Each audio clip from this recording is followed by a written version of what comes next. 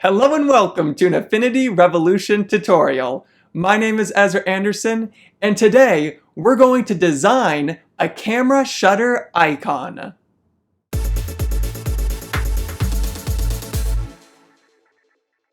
To make our shutter icon, the first thing we're going to do is draw a big circle in the center of our document. So I'm going to select the ellipse tool, and while holding down Shift, I'll click and drag to make a perfect circle.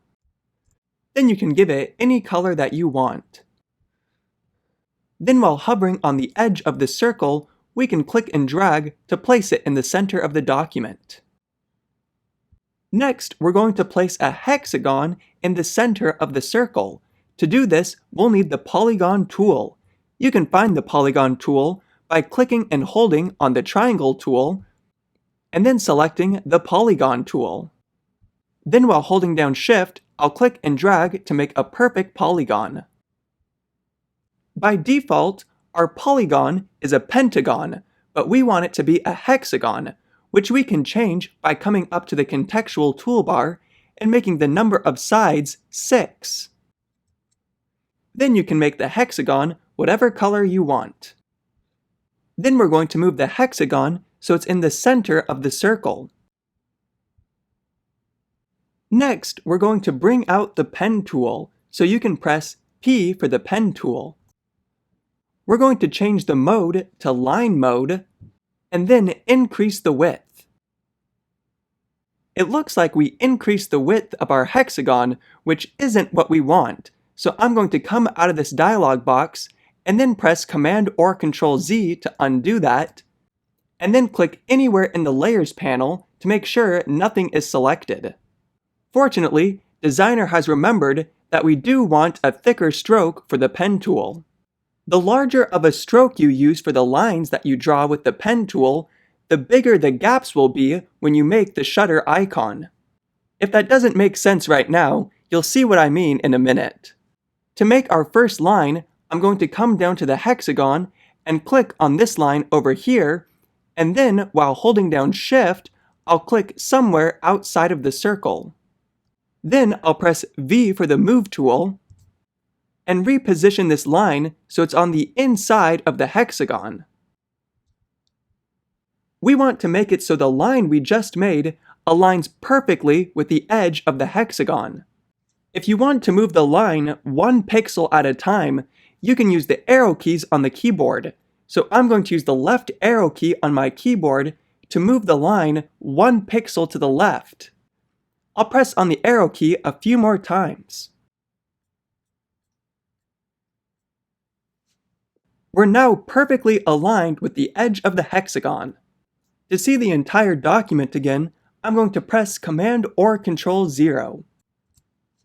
Then, with the line selected and the Move tool out, we're going to change the rotation point of the line. To do this, we'll click on this little crosshair icon in the contextual toolbar. Then we'll click and drag on this crosshair and place it in the center of the document. We're then going to duplicate our line by pressing Command or Control J. We'll then rotate our line 60 degrees by using the Transform panel. We'll then duplicate our line 4 more times, and each time we duplicate it, Designer will automatically rotate the new duplicate 60 degrees. So press Command or Control J 4 more times. We're now going to select all of the lines and expand their strokes. So come over to the Layers panel, and with the top line selected, come down to the bottom one, and while holding down Shift, you can just click on it. Now with all the lines selected, we'll come up to the very top to Layer, and then drop down to Expand Stroke. By expanding the stroke of these lines, we can now use them in Boolean operations.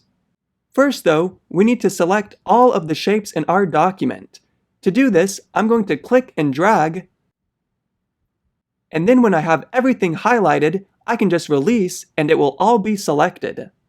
Then I'll come up to the Boolean operations and use the divide operation. All of our shapes have now been divided wherever they intersect with each other. The only parts we want to remain, though, are these red divisions.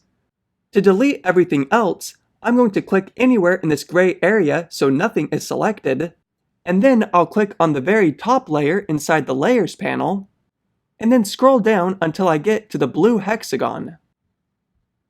Then I'll hold down Shift and click on the hexagon. Then we just need to press Delete to get rid of all of these shapes. Our shutter icon is now just about done. I want to remind you though of what I mentioned earlier. When we made our lines using the pen tool, however thick we made the line is how thick this gap is going to be in between our shutter icon. At this point, there's no way you can make this gap bigger or smaller. So the next time you're making a shutter icon, just be careful with how thick you make your initial lines. What I'm going to do now is remove the stroke from all of these shapes and then give them some different colors. To do this, I'll first select all of the shapes, and then select their stroke color. Then I'll press on the No Fill icon. Then we can select each one of these shapes one at a time and give them a new color. Just make sure that you have their fill being changed and not their stroke. So I'll click on the fill circle and then give it a new color. Then we can give each one of the other shapes a different color as well. Then for organizational purposes, we can place all of these shapes inside of the same group. So just click and drag to select all of the shapes, and then group them by pressing Command or Control G. Perhaps you want all of your shutter icon to have the same color. If this is the case, you can duplicate the entire group by pressing Command or Control J. Then you can give the entire group the same color. By having two separate groups, you can easily compare whether you want to have one color or many colors for your shutter icon. However you do the colors though, you now have all the skills you need to make a beautiful shutter icon.